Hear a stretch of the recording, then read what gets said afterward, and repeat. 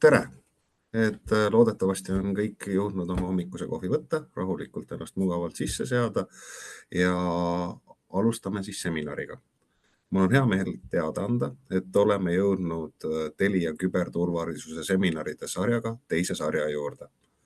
Meie tänane koostööpartner Delinea tutvustab, kuidas saavutada DORA ja NIS2 nõuetele vastavus kasutades privilegeeritud juurdepääsu lahendust.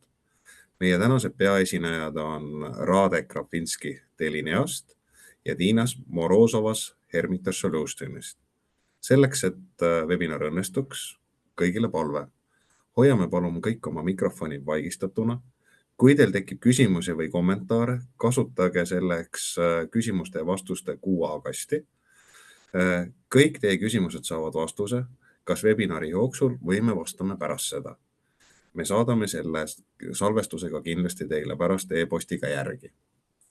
And I would like to welcome also our international guests, and I'm pleased to announce that during today's seminar, Telia's partner Delinea will introduce how to achieve compliance with DORA and NIS2 requirements.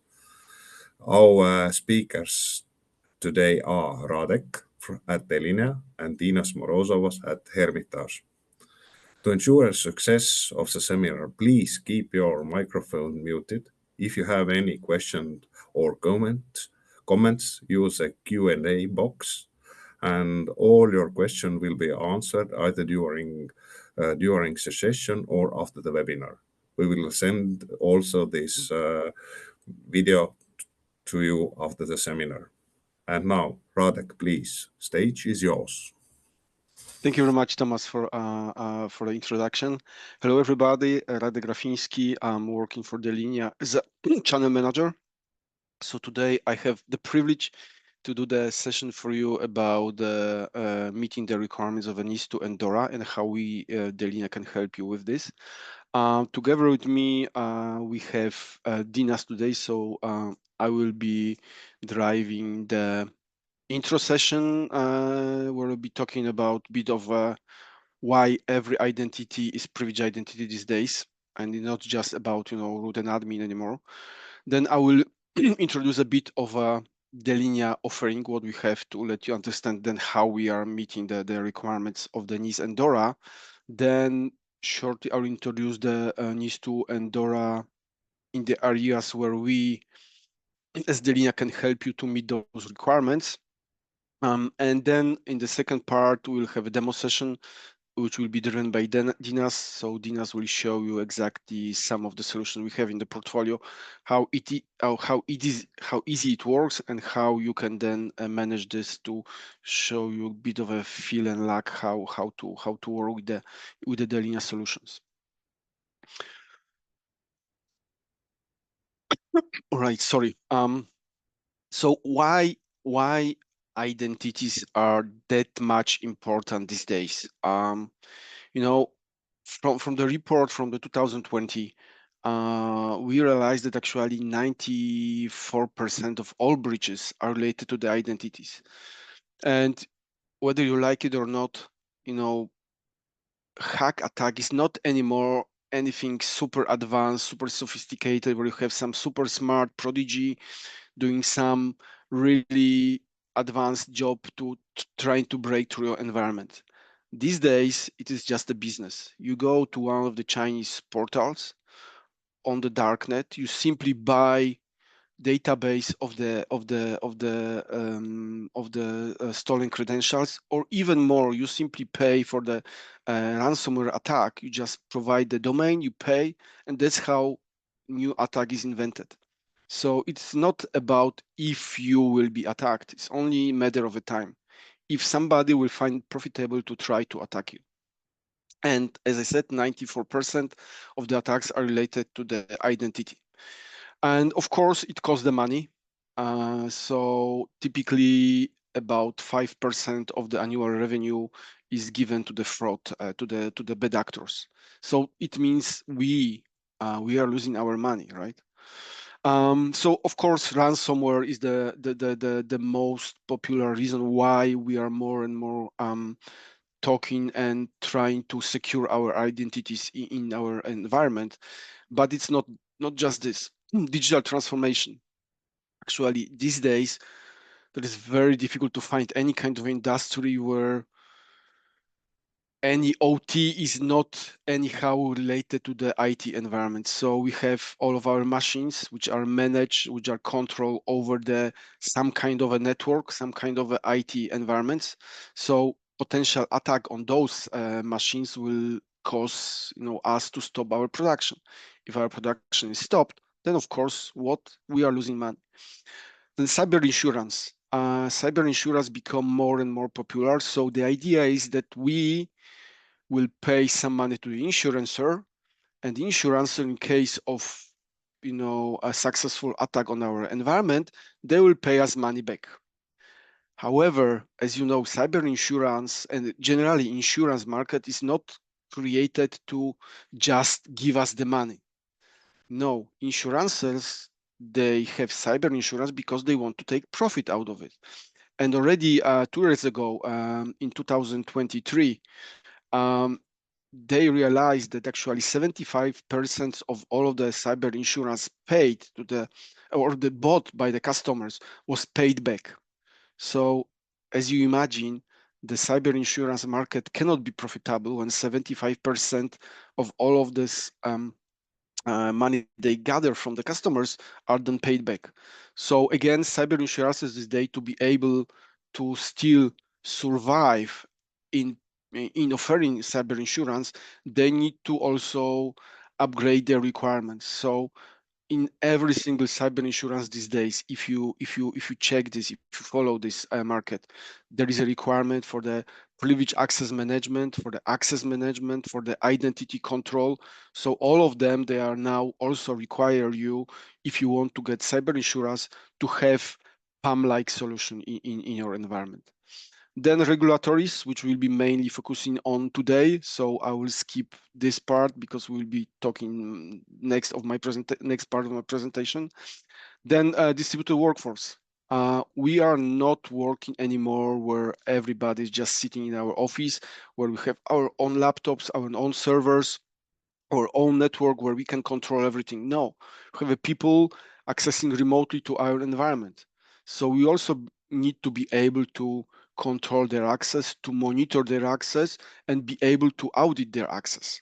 And of course, zero trust at the end is part of all of the regulatory compliance these days, cyber insurance requirements. So we want to achieve a situation that our employees are accessing to the network and to the systems only with the minimal level of the privileges which are required to do their job, but nothing else. So we don't want to have standing overprivileged accounts, because potentially such an account, if it's taken over, is a very good vector of initiation of the attack on our environment. The problem is, which I already mentioned on the previous slide, with what we can control and how we see it. Originally, and still lots of customers are telling us, hey, we have only on-premise systems. We only want to have on-premise systems. So we have our customers in Active Directory. They are connecting to our local on-premise servers. They use our laptops, desktops inside of a company. But, brutal truth is that this is never working like this, because already all of us already are using Office 365. And what Office 365 is, it's of course software as a service. So it's a cloud already. Even more and more companies are using solutions like Salesforce, which is CRM. So already the most important and critical data from us, from our company, is already sitting in the Salesforce, in the cloud somewhere. So it is not anymore that we have only on-premise servers, on-premise applications, and our users are just connecting to the on-premise systems. Even more, because it's a bit easier, bit more flexible, what we do, we are using more and more of infrastructure as a service from one cloud provider, because we can do the testing environment there much faster, much easier. We can scale much faster, much easier than what we can do with the on-premise systems. And of course, because of the disaster recovery requirements, we usually don't want to trust only one solution provider. So what we do, we have some systems in one cloud and other systems, or the second copy of the systems in another cloud. So in case one of these clouds become unavailable, we can switch to another cloud. What it means? It means that in all of the systems, we are having new identities, which we also have to control somehow.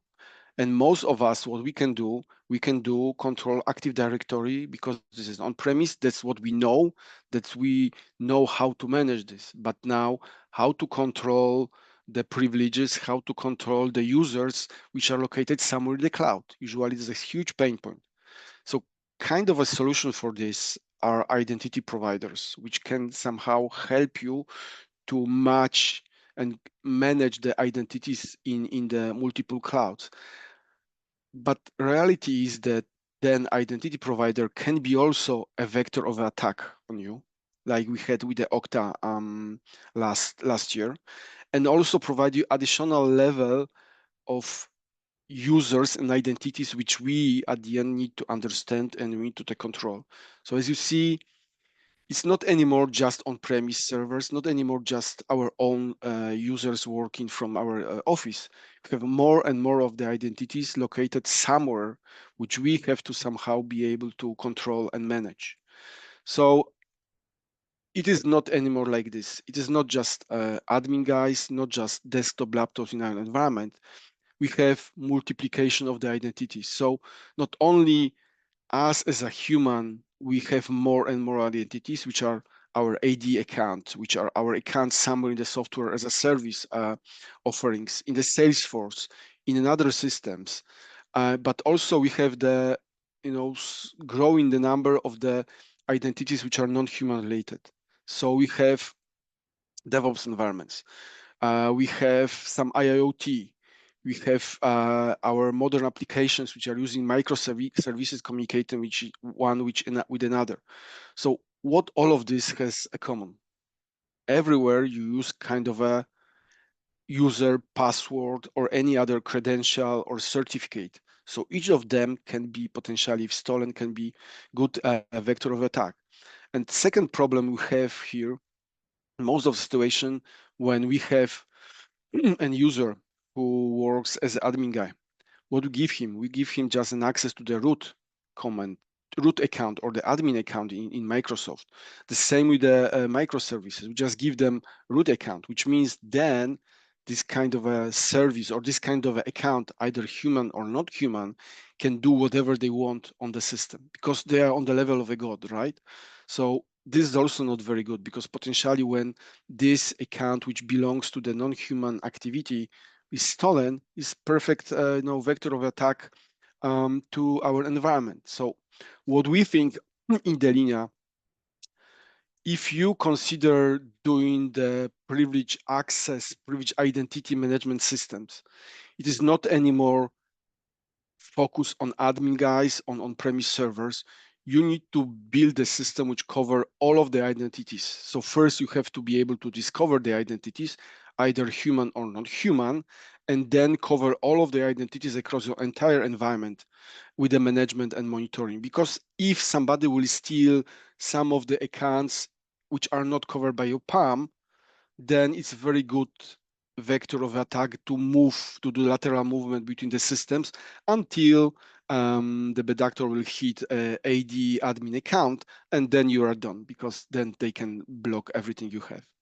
So first of all, you need to be able to cover entire environment you have, but also the second point, which is very important, to lower the level of the privileges to the minimum level which is required by the by the person to do their job, and also only when they need to do the job. So when I finish my Oracle instance reconfiguration, after I finish my job, my privileges should be taken down to the minimum level, because then if potentially somebody will steal my password, because maybe I'm using very low level passwords and maybe I'm lazy and I just turn off the MFA for myself.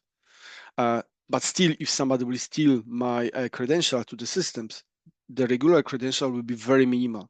So actually, the bad actor cannot do any damage to our systems, because every time he will try to run some privilege command, the system will require to first monitor if he is still me, if I can confirm with the MFA that I really need to do this command, sorry, and when I really need to do this command. So the modern PAM system should allow you to cover all of the identities you have in our environment, both human and not human, and also to allow you to provide just in time and just enough policy into the system. So to minimize the level of the privileges required by the users to do their job, and only when they need to do their job. So now, a bit of an introduction of the Delinea products. I promise it will be very short, just to let you remember the names of the products which we will be talking later, talking about NIS2 and DORA. So who we are, Delinea. We are very proud of this, that we are 6 times in a row one of the leaders in the Magic Quadrant of Gartner. So this makes us very, very proud. Even more, we are the only one vendor in this space who got last year all of the 5 major analyst reports top spot as a leader. So Gartner, Forrester, KuppingerCole, Frost, Sullivan, and EMA. So in all of these reports, we are named as a leader. And as I said, we are the only one who is a leader in all of 5. Now, products. So what's the beauty of the Delinea for me is that we don't build any kind of appliances. No, we just provide and build pure software, which means that it's very easy to scale with our solution. It means that our software as a service in the cloud, so our cloud offering, provide the same functionality as our solutions which are available on premise. So you have choice which you want, whether you want to go with the on-premise systems or whether you want to go with the cloud. So it's up to you which version you use, because if you take the software in one of these flavors, it will provide you the same functionality, the same look and feel, so it is the same interface. So then during the time you will decide to swap from or switch from on-premise into the cloud, you will still be using the same software, the same management, which is not a common situation on the market these days. So products, Secret Server, available either as a standalone software on premise or part of a Delinea platform. Delinea platform is our cloud offering. So Secret Server is like a bread and butter of our PAM environment. So it provides you password and credentials vaulting, credentials discovery, protection of the credentials, rotation of the passwords, session management, session isolation, session recording, and session auditing. So this is like a heart of every PAM systems. On top of this, we have PRA, privileged remote access.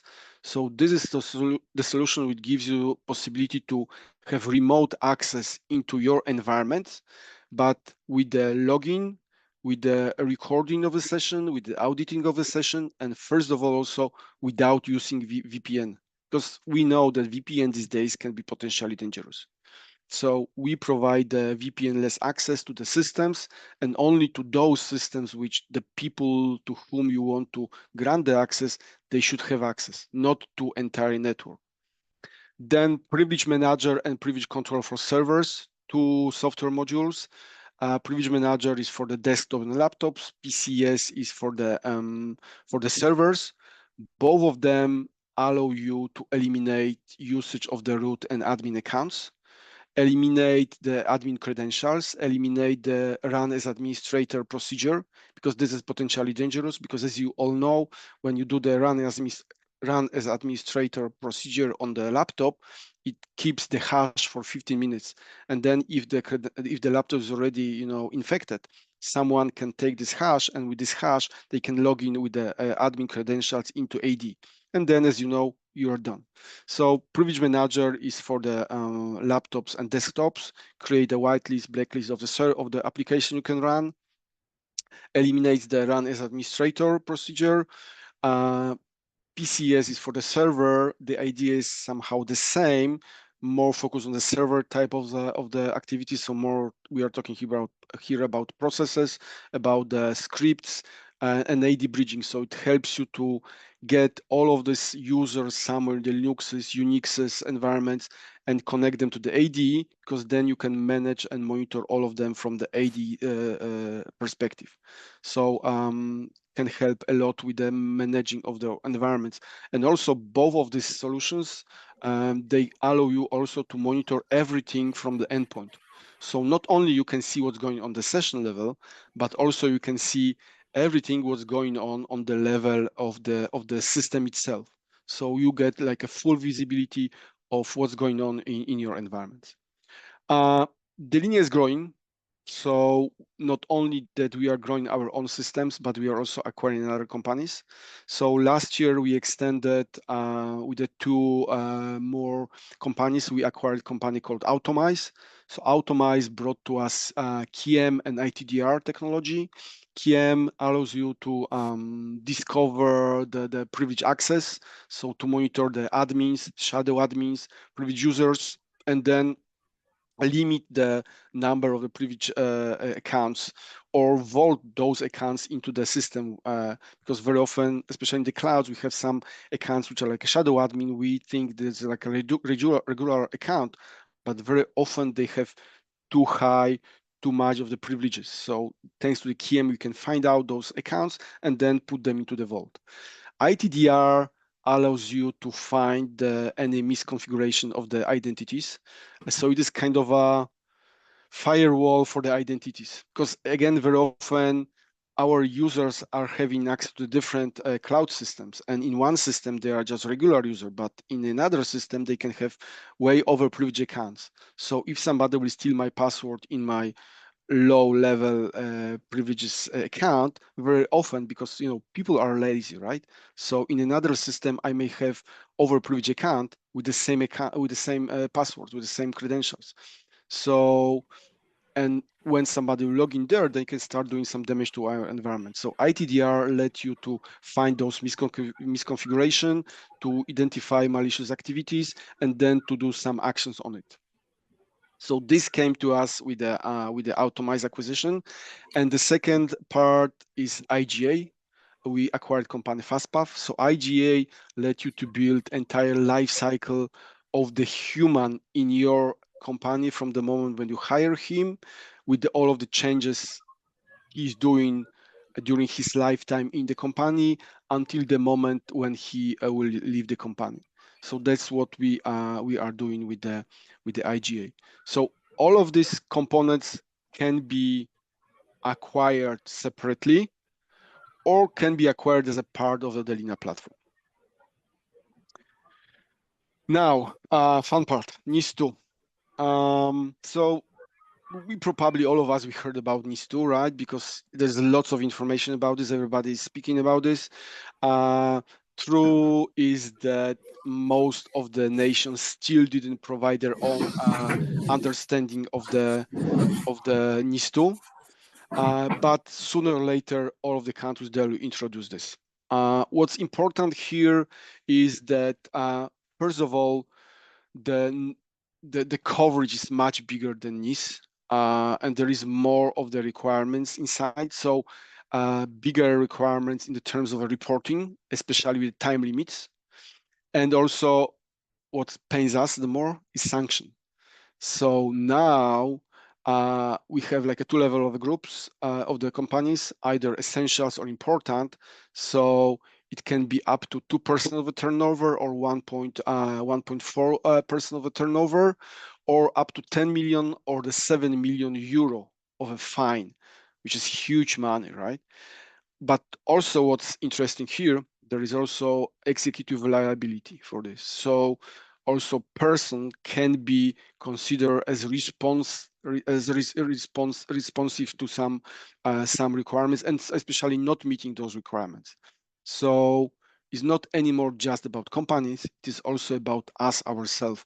If we didn't manage to meet some requirements, we can be also considered as a guilty. So this is huge change.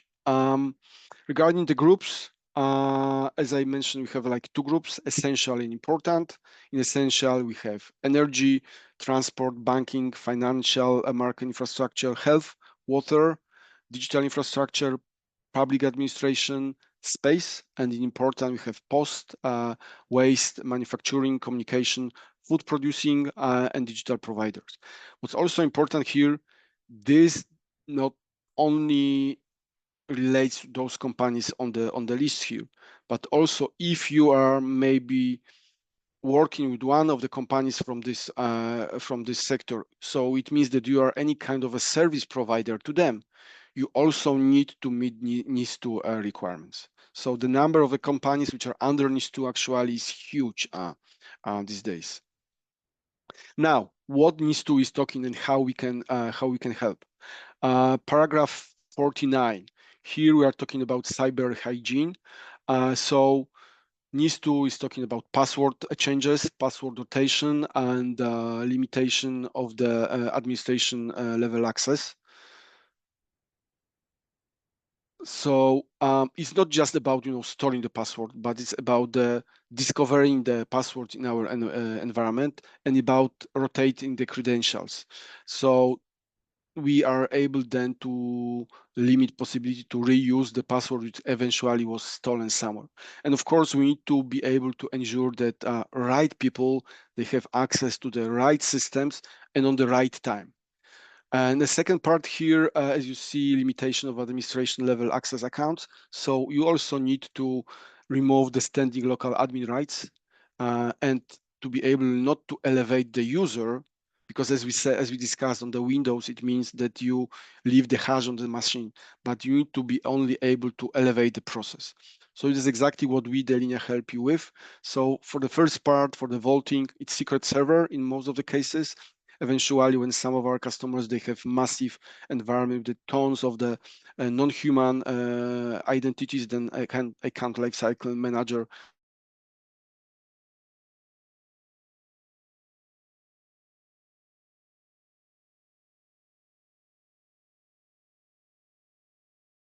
Second part for eliminating of the admin rights is the product called Privilege Manager, which I mentioned on one of the previous slides. Paragraph 51. Here we are talking mainly about usage of the innovative technologies, advanced technologies, almost about artificial intelligence. Doesn't matter if you agree if we have AI already or not. For me, it's more like a machine learning advanced, but still, paragraph 51 says that we should be able to analyze behavior of our users and to potentially identify some malicious behavior of them to stop some action before some damage will start on our systems. So in our platform, you already have platform analytics, or this is also part of the secret server. So you are able to take data from multiple solutions and then to find really what's happened behind, to eventually detect some malicious behavior and to block this access before they will start doing any serious damage to your environment. Paragraph 54, as we already mentioned, 95% of all of the attacks use credentials. Over 80% of all of these attacks starts with the compromised credentials. So as I said, somebody just bought the database on the darknet with the stolen credentials, and they try to use it on your environment. So the first thing, you need to be able to rotate the passwords, so those credentials are not in use anymore. And you also need to be able to remove the standing admin rights. So if eventually someone will hit some server with your account, but because account has a minimal level of privileges, they cannot use it too much to sprawl to go to other systems in your environment. So what we help you with are the two solutions: privilege control for servers, so exactly removing the admin rights on the servers, and the privilege manager, same idea for the desktop and laptops. because in these cases, as I mentioned, there is no admin on the server. So if they will steal my password, they can only do very basic things. And also because we monitor from the endpoint perspective, so we see everything what's going on this laptop or what's going on this Solaris server with the Oracle instance. Paragraph 85, here we are talking about granting the access to our environment to the managed service providers, to the software editors, to the external vendors. As we already discussed this, we don't want to give access through VPN because it's potentially dangerous. And also what NIS2 is saying that we should be able to grant such access without installing anything on the device of this third-party vendor. So you don't want them to install anything on their device to be able to access to your environment, because this is again potentially dangerous, right? So you need a solution which allow them to access only through the browser. So it's exactly privileged remote access, which allows you to have access to the environment, to the machine, to the software they manage, only having a browser on their laptop. And everything is, of course, with the recording, with the monitoring of the session, and of course with the auditing. So if somebody did something wrong, we already know who was this, when he did it, and what exactly he did to our environment. Paragraph 89. So here we are talking about monitoring of identity and access management, and of course with the introduction of the zero trust principles, which means just in time and just enough privileges. We should be able to do our job when it's needed and for as long as it's needed. Outside of this time frame, our account should be using very low level of the privileges. And on top of this, we also are able to help our customers with the MFA everywhere. So we can help not only with the MFA when you log into the server, not only when you log into the Windows machine, but also when you log into every kind of a Linux, Unix you may have in your environment, but also in the moment of a privilege elevation. So we can start having the policies that in case somebody is running some potentially dangerous command into our system, then we can call for another MFA to double check whether this person is still the person whom we consider he is. So here we are helping with the two solutions: secret server as a vaulting and privilege control for the servers with the just-in-time, just enough privilege approach, and with the MFA everywhere. And last one for NIS2, paragraph 102. Here we are talking about reporting, which is very important these days for NIS2, because as I mentioned, NIS2 also provide the time limit. So within 24 hours, we should be able to provide initial information what has happened to our environment, and within 72 hours, we need to be able to provide more advanced, in-depth analysis, what's going on in our network, which systems are affected, and first of all, which external users can be affected by this attack. So what you need, of course, to have the system which allows you to do the analytics. So to understand what our users are doing, and potentially when there is some behavior which is going out of the regular behavior of these users, maybe to initiate some action, like sending some information to our forensics, or maybe sending some additional call to the help desk. Hey, this guy is now logged from the completely different location in the world, or maybe just block the access to the user until he will not clear what's going on with his accessing, because maybe he didn't do anything wrong. But just in case, before attack will start, we can just log the access to the environment. So we also have here with the technology called PBA, Privilege Behavior Analytics, which is part of our secret server and part of our platform for those who are using the cloud environments. DORA. DORA is related more to the financial institutions. So Also here, what's important is not just financial institutions, it is also all of the third-party providers. So all of the companies which are working with financial institution, which is under the DORA, they also need to meet the requirements of the DORA. So it's not just banking. All of the credit institutions, all of the traders, companies like doing the crypto management, insurances and reinsurances, crowdfunding, all of the activities which are related to the financial sector are under the DORA, and DORA is already in place, and already we have some customers who are already requested to meet the audit for DORA. So again, here there are also some fines. So first part, article number 5.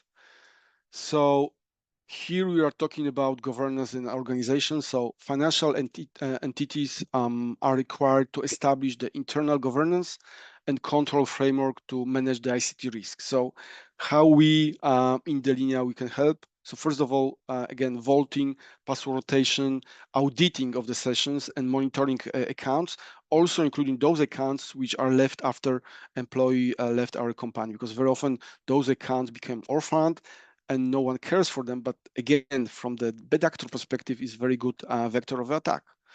And then we can bring the view of all of the privileged activities across both Windows and the Linux servers, software as a service, infrastructure as a service, together with the reporting, so you can see everything what's going on your environment. And also we provide the monitoring and auditing of the session, but also from the endpoint perspective. So not only you see what's going on the session on the network level, but also you see everything, every action from the endpoint server. So in case somebody maybe came into our data center, connected directly to the server, we'll also be able to monitor this and to do some actions in case of some potentially dangerous behavior. So next article, article number 6, companies should be able to monitor, control the security and functioning of ICT systems. So again, PAM solutions like secret server, so to be able to specify who has access to which systems, under which conditions, how long, and then as a next step to be able to provide zero trust policies, so only least privilege and only access to the command to the system when it's needed and for how long it's needed. Second part, remote access, VPN-less, then elimination of the local admin rights or elimination of the run as administrator on the desktop, which, as we discussed, potentially is dangerous. And then also monitoring the privilege elevation on the server. So solution which helps you here, first of all, secret server with the remote access, and then for the endpoint management, privilege control for servers, and privilege manager for laptops and desktops. Another article, article number 8.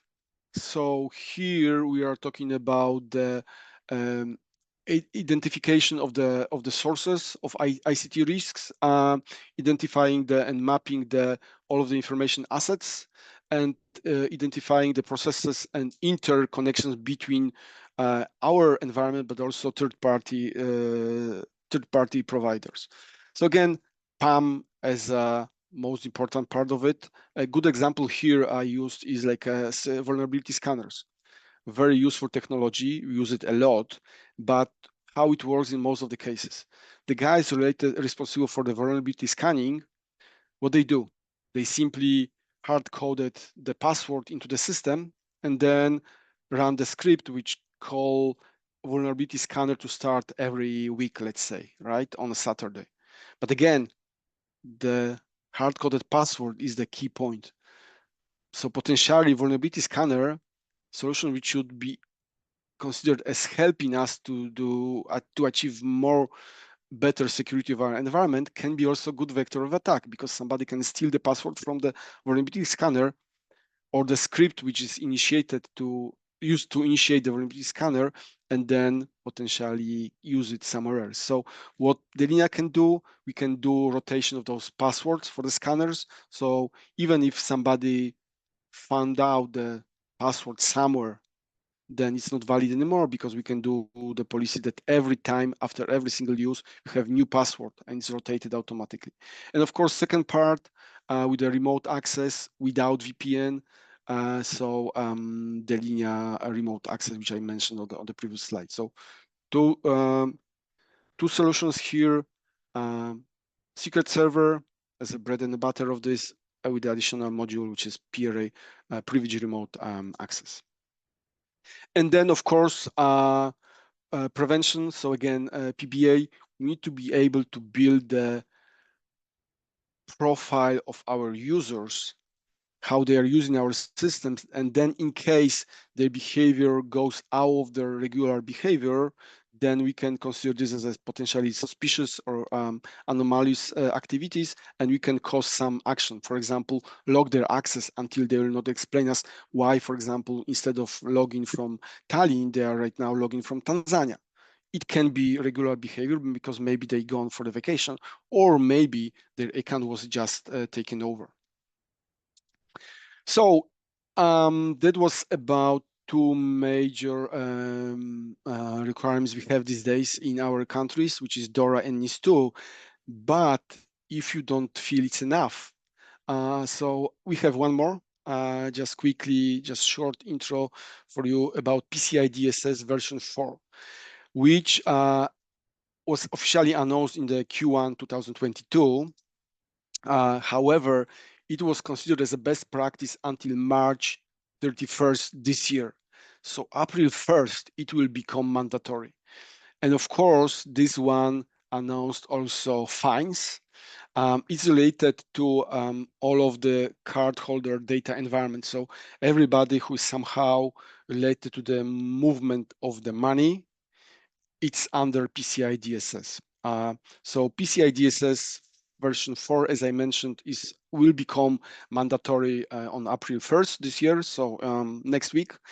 What it says about MFA on every device attempting CDE. So endpoints, servers, cloud environments, hosted systems, on-premise applications, network security devices, workstations. Everywhere if you're under PCI DSS, you're required to have MFA. Not only MFA, it needs to be multi-stage MFA. So not only on the login to the system, but also on the privilege elevation. So again, our solutions are very unique, which can help you here. Then zero trust policy, so no more standing over privilege accounts. Password rotation, so minimal requirements is okay. First of all, it's required to rotate the password at least 6 months, every 6 months, but also there is minimal requirements in terms how sophisticated password should be. So again, people brain sometimes is lazy, so solution like a PAM system may help you to eliminate the potential situation that somebody is using too simple passwords, so because it can be easy to guess. And also no standing access to the third party. So if you have any external contractors, if you have any vendors accessing CDE, because maybe they are doing some maintenance systems for some of these solutions, they cannot have standard VPN access. It needs to be access on request with the monitoring of this access and with the rotation with the recording of the session, and only to the functions they need. So again, zero trust policy. So quickly, this is PCI DSS. As you are under these requirements, please contact either me or my colleague from Telia. So definitely we can help you to address those needs. So that's it from me. I'm staying on the session. So if you will have any questions, let's fill the Q&A and then we'll be trying to answer this. Now we are switching to Dinas with the demo part. Dinas, are you ready? Yeah, I think so. Thank you for the presentation. Okay, let me share my screen.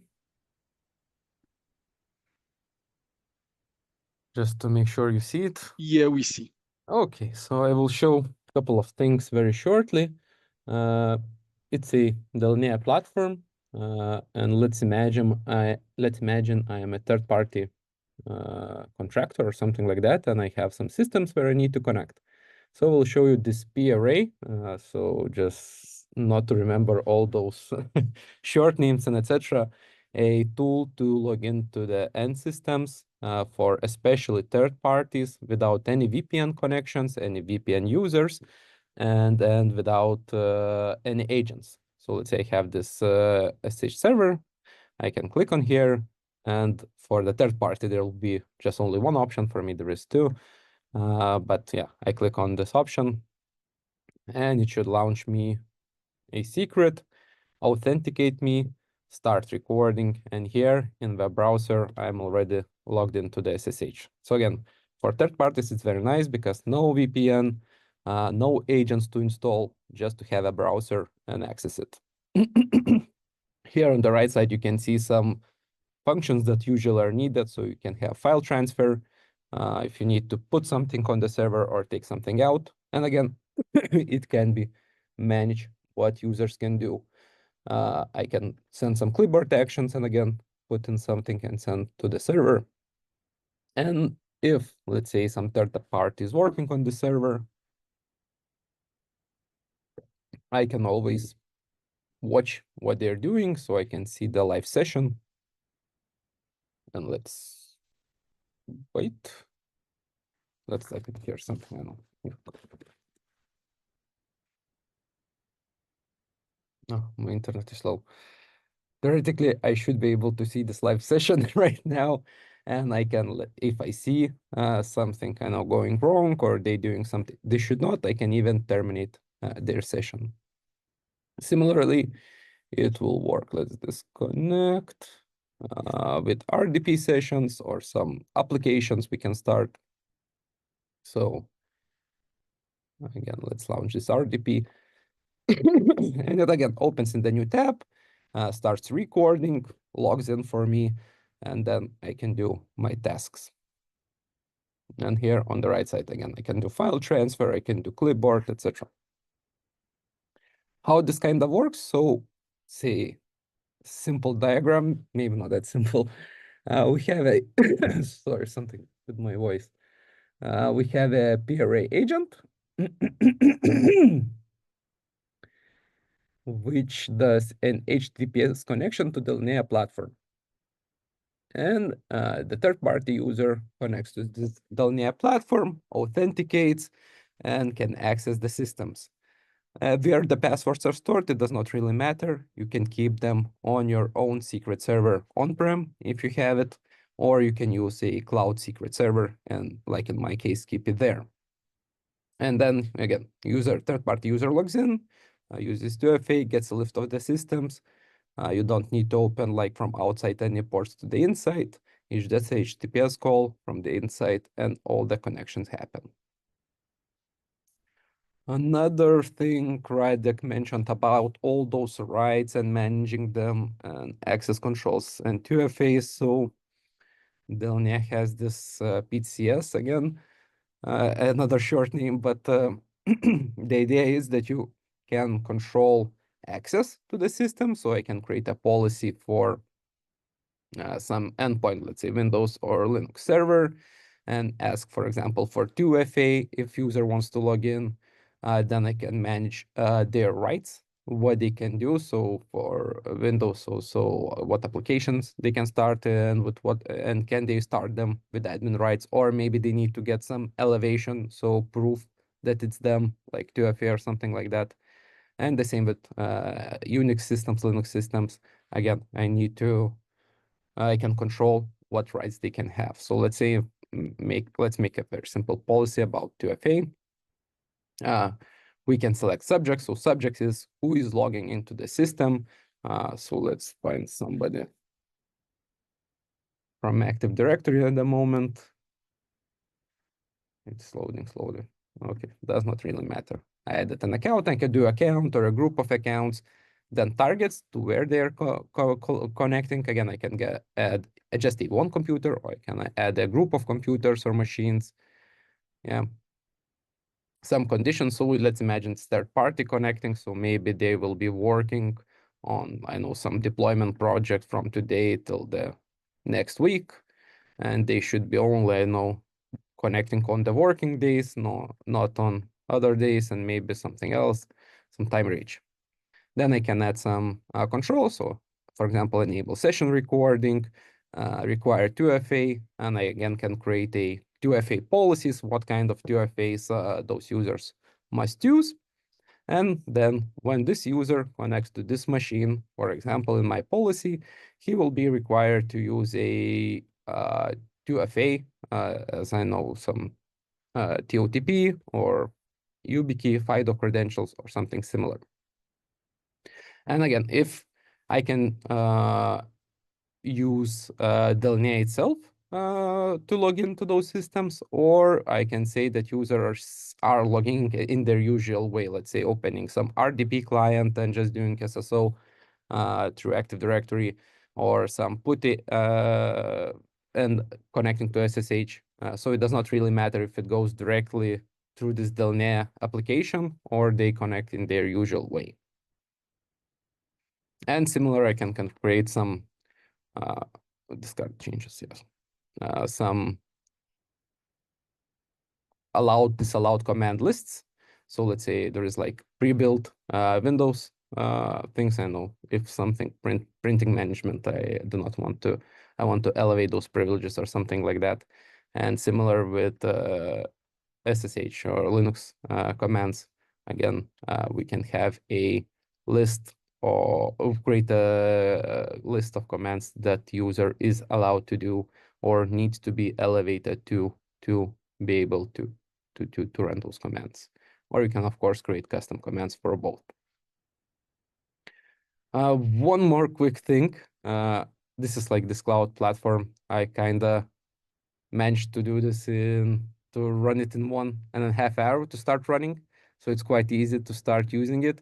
About, let's say, discovery. So again, knowing what systems you have, what accounts you have, so you can do a scan of all the Active Directory, Windows machines, Linux machines, and find all the devices that are used in your directory or in your environment, and all the accounts that you have, and start managing them. So let's say if you don't know them, or even if you're starting to use some PAM solution, entering all the accounts by hand, it takes time. So you can maybe do a scan and import them all together to the PAM system and assign to the right users. And for me, it shows that most of my systems are unmanaged and only some of them are managed. So again, you can see this information and control all the systems. Okay, I see that I'm running out of time. Maybe I will leave some time for questions and answers, or maybe Radek, you want to see something else? No, I'm good. I'm good. Proceed. We have just 3 questions, so I will try answer them at the end of the session. So yeah, I can think we can go on because it's like 5 minutes left. Okay, so yeah, maybe let's take these questions we have at this moment. Thank you guys for an interesting presentation. So just a short notice. So talking about Estonian customers. So please reach in case of any questions to Telia, and Lithuanians and Latvians, please reach Hermitage Solutions local teams. So most likely it will be the best option for all of us. But coming back to the questions, so let's start for simple one. So how does 2FA to Linux system work? Yeah, so I will try to answer this. So because we do AD bridging, so we are able to first discover all of this standalone Linuxes, connect them to the AD, and then from AD we are able to push GPO to all of the Linuxes. And to the GPO, then we can request MFA. And what's important here is not only MFA for the system login, but also for the privilege elevation. So if you have the customer person who is doing some privilege command, then system, then they call for another MFA, which can be, what's very important, can be completely different MFA which you are using for the system login. So it gives you this benefit not only for the MFA on the login to the Linux, but also on the moment when you will call for some privileged comment. Okay, so the second one, how is this VPN-less tool licensed? Yeah, so PRA, which is privileged remote access, so this is the VPN-less access, is priced per number of concurrent users, which means that you may have, I don't know, thousands of the vendors, so remote contractors which are accessing your systems, but you know that on the regular day, let's say you use maybe 10 or maybe 20 concurrent sessions. So as I said, it's limited per number of concurrent sessions, not the number of the real users behind it, but the number of concurrent sessions. Okay, thank you. And we have a long question also. So ESO DORA and NIS2 share a lot of similarities. If you look it from security and technology-wise, if the company have already implemented ESO measures, what are the areas which companies should put on extra focus, to comply with NIS2 and DORA? By the way, in Estonia, we have local regulations also. Yeah. So I'm not sure who asked this question, but in general, so yeah. It's a very good question. Yeah, it's a very, very good question, to which if I really try to answer it like in details, we'll need like another 1.5 hours. But to make it short, what is somehow missing in ISO 27001 is this remote access, VPN-less. They don't put that much of the pressure on it, and also ZTNA policies with the control from the endpoint. These two parts, I would say, answering directly the questions, that's where I will put first the extra effort, even if you're under ISO already, but to be compliant with the DORA and NIS2. First of all, DORA, because as I mentioned, NIS2, we still need to have like a local understanding by the government, right? So the local regulation. I think that the first one to the market is Latvia, but I think even Latvians, they're already postponing this a bit. So NIS2 is still not official law. DORA is already official law. So to put this extra effort, extra focus, I would say remote access VPN-less and just in time, just enough policies on the endpoint. That's my answer. Okay, it was really short one. Thank you. So I don't know if it makes sense to wait for a couple of seconds. Maybe we will receive some more questions. Unfortunately, I cannot see if someone is typing or something like that, but let's wait a couple of seconds.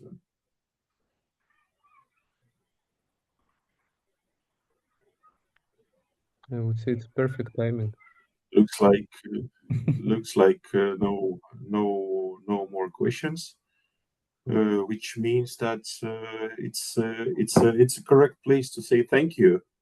Thank you very much. Radek, thank you, Dinas, thank you, Thomas and Virgo and Telia team to organize this session. Maybe I will switch to Estonian because the main audience are Estonians. So suur tänu veel kord kõigile, kes leidsid aega osaleda veebisessioonil. Nagu ma eelnevalt juba ütlesin, siis kõikide küsimustega võib pöörduda siis Telia tiimi poole. Nad aitavad teid kindlasti kõikide küsimuste ja muude järeltegevuste osas. Ja ma ei tea, Toomas, kas sa soovid ka midagi lisada? Nii, leidsin mute ka üles. Tere, suur aitäh teile. Ma loodan, et oli kasulik. See tunnike 1,5, mis siin oli, minule tundus endale ka väga huvitav see olemas. Kui teil on küsimusi, olge head, andke märku, kas neid küsimusi lihtsalt teadmise osas või tekib mingisuguseid presentatsioonisoove või tahate ka kutsuda veel täiendavalt mingisugustel konkreetsetel teemadel rääkima, siis andke märku. ja ilusat päeva kõigile. Ja, suur tänu. Suur tänu ja kõik head. Thank you. Nägemist. Thank you. Thank you very much. Bye-bye. Bye.